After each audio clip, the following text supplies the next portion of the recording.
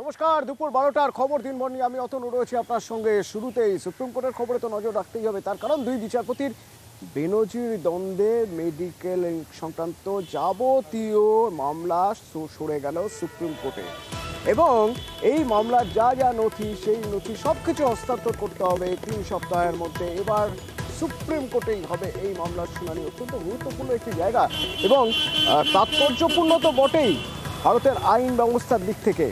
দুই বিচারপতির দ্বন্দ্ব এমন জায়গায় যে এবার আর তারা মামলা লড়বেন না, তারা মামলার শুনানিতে তারা থাকবেন না, শুনানি হবে সুপ্রিম কোর্টে। আমার সঙ্গে প্রতিনিধি অর্ণব রয়েছেন সরাসরি। অর্ণব, একটু বিস্তারিত জানতে চাইবো।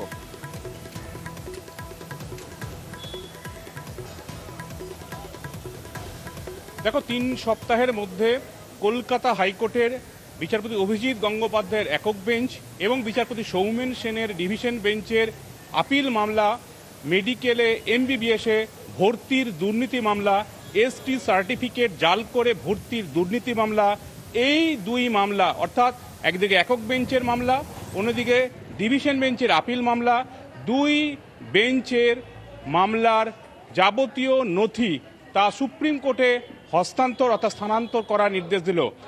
এক কথায় একক বেঞ্চ এবং ডিভিশন বেঞ্চে ভর্তি নিয়োগ দুর্নীতি মামলার বিচার প্রক্রিয়া স্থানান্তর করে দিল সুপ্রিম কোর্টের বিশেষ বেঞ্চ। 3 সপ্তাহ পর এই মামলার শুনানি।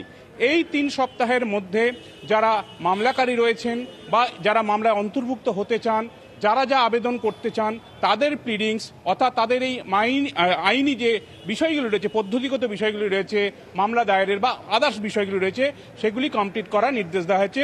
3 সপ্তাহ পর ফের মামলার শুনানি হবে। সেদিক থেকে এই মামলা ফেব্রুয়ারি মাসের 3য় সপ্তাহে শুনানি হওয়ার একটা সম্ভাবনা তৈরি হয়েছে। সাম্প্রতিক সময়ে কলকাতা হাইকোর্টের ইতিহাসে কলকাতা হাইকোর্টের বিচার প্রক্রিয়া পুরোপুরি স্বতঃপ্রণোদিত হস্তক্ষেপ করে সুপ্রিম কোর্ট তাদের নিজেদের সুপ্রিম কোর্টই হস্তান্তর করছে, স্থানান্তর করছে, এরকম নজির সাম্প্রতিক সময়ে নেই। সেদিক থেকে এটা অবশ্যই একটা বিরল ঘটনা। বিচারপতি অভিজিৎ গঙ্গোপাধ্যায় তিনি 25শে জানুয়ারি এই মেডিকেলে ভর্তি দুর্নীতির মামলায় নির্দেশ দিতে গিয়ে ডিভিশন বেঞ্চের প্রিজাইডিং জজ বিচারপতি সৌমেন সেন সম্পর্কে যে বিস্ফোরক অভিযোগ এনেছিলেন তা যথেষ্ট জুডিশিয়ারির প্রশ্নে অত্যন্ত গুরুত্বপূর্ণ। বিচারপতি সৌমেন সেন যিনি সিনিয়র বিচারপতি কলকাতা হাইকোর্টের একজন, কারণ কলকাতা হাইকোর্টের 5 বিচারপতির বেঞ্চ গঠিত হলে তিনি সেখানে থাকেন। সেই রকম সিনিয়র বিচারপতি তিনি বিচারপতি অমৃতা সিনহা, যিনি প্রাথমিক নিয়োগ দুর্নীতির 2টো মূল মামলা শুনানি করছেন, এবং এই 2টো মূল মামলা বিচারপতি অমৃতা সিনহার বেঞ্চে স্থানান্তর হয়েছে সুপ্রিম কোর্টের আদেশ মেনে। সেই বিচারপতি অমৃতা সিনহা যিনি সুপ্রিম কোর্টের আদেশ মেনে এই মামলার বিচার করছেন, কলকাতা হাইকোর্টের প্রধান বিচারপতি তাকে মামলা দেওয়ার পর তাকে এজলাসে অর্থাৎ বিচারপতি সৌমেন সেন বিচারপতি অমৃতা সিনহাকে নিজের চেম্বারে ডাকছেন বড়দিনে ছুটি পড়ার আগের দিন, এবং সেখানে ডেকে বলছেন অভিষেক বন্দ্যোপাধ্যায়ের রাজনৈতিক কেরিয়ার বিরক্ত করা যাবে না, অভিষেক বন্দ্যোপাধ্যায় সংক্রান্ত 2টো প্রাথমিক মামলা তার লাইভ স্ট্রিমিং বন্ধ করতে হবে, এই 2টো মামলার মেরিটে খারিজ করতে হবে।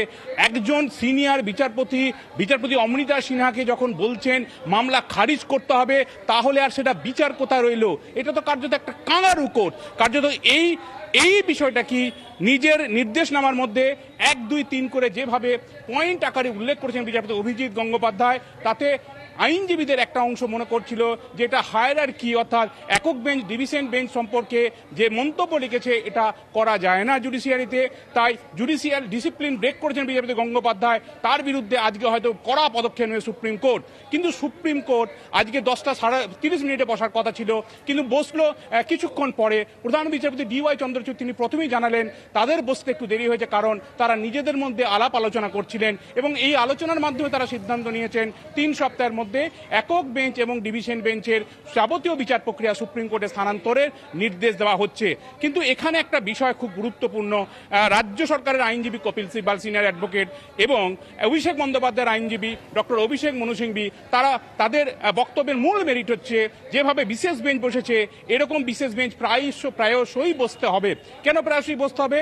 এবং সেক্ষেত্রে কিছু ফটোগ্রাফ দেখাতে যান অভিষেক বন্দ্যোপাধ্যায়ের আইনজীবী, এবং সেই ফটোগ্রাফে বিচারপতি অভিজিৎ গঙ্গোপাধ্যায় সংবাদ মাধ্যমের সামনে যে বিবৃতি দিয়েছেন বা তিনি যে বক্তব্য রেখেছেন সেই বক্তব্যগুলোকে, অর্থাৎ তিনি তার বিচারের ধরনটাই এরকম, যে বিচারের ধরনের কারণে সুপ্রিম কোর্টকে বিশেষ বেঞ্চ বসাতে হয়, এখনই যদি সুপ্রিম কোর্ট হস্তক্ষেপ না করে বিচারপতি গঙ্গোপাধ্যায়ের উপর কোনো স্ট্রিকচার না দেয়, তাহলে বিচারপতি গঙ্গোপাধ্যায় একই রকম মামলা করবেন, একই রকম সমস্যা আগামী দিনে হবে। কাজেই রাজ্য এবং অভিষেক বন্দ্যোপাধ্যায় অর্ণব সঙ্গে থাকো, আরো বেশ কিছু বিষয় তোমার থেকে জানার রয়েছে। তবে একবার দর্শক আমরা প্রেক্ষিতটা দেখিয়ে দিই। দুই বিচারপতির দ্বন্দ্ব, সেই দ্বন্দ্ব কোথা থেকে শুরু হলো, কেন কিভাবে এই দ্বন্দ্ব তৈরি হলো, তারপর এখন এই মেডিকেলে ভর্তি সংক্রান্ত মামলা যাবতীয় সবকিছু সুপ্রিম কোর্টের হাতে। শুরুটা কোথা থেকে হয়েছিল এক নজরে দেখা যাক।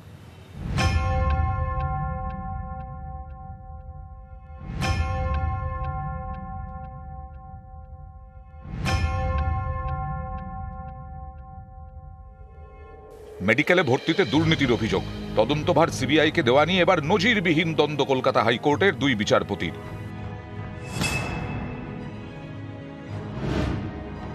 বিচারপতি অভিজিৎ গঙ্গোপাধ্যায় বনাম বিচারপতি সৌমেন সেন। মেডিকেলে ভর্তিতে দুর্নীতির অভিযোগে বুধবার সিবিআই তদন্তের নির্দেশ দেন বিচারপতি অভিজিৎ গঙ্গোপাধ্যায়। 1 ঘন্টার মধ্যে তাতে স্থগিতাদেশ দেয় বিচারপতি সৌমেন সেনের ডিভিশন বেঞ্চ। এরপর বৃহস্পতিবার সিবিআইয়ের দায়ের করা এফআইআর খারিজের নির্দেশ দেয় সৌমেন সেনের ডিভিশন বেঞ্চ। এতেই বিস্ফোরক বিচারপতি অভিজিৎ গঙ্গোপাধ্যায় জানিয়ে দিলেন, ডিভিশন বেঞ্চের নির্দেশ অবৈধ, সিবিআই অবিলম্বে তদন্ত শুরু করবে, 2 মাসের মধ্যে তদন্ত শেষ করতে হবে সিবিআইকে।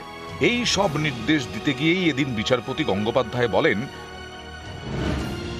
এফআইআর খারিজের যে নির্দেশ বিচারপতি সৌমেন সেন দিয়েছেন সেটা রাজনৈতিক উদ্দেশ্য নিয়ে দিয়েছেন, ফলে নির্দেশ বৈধ নয়। সিবিআইয়ের উচিত তদন্ত এগিয়ে নিয়ে যাওয়া। বড়দিনের ছুটির আগে বিচারপতি অমৃতা সিনহাকে নিজের চেম্বারে ডেকেছিলেন বিচারপতি সৌমেন সেন।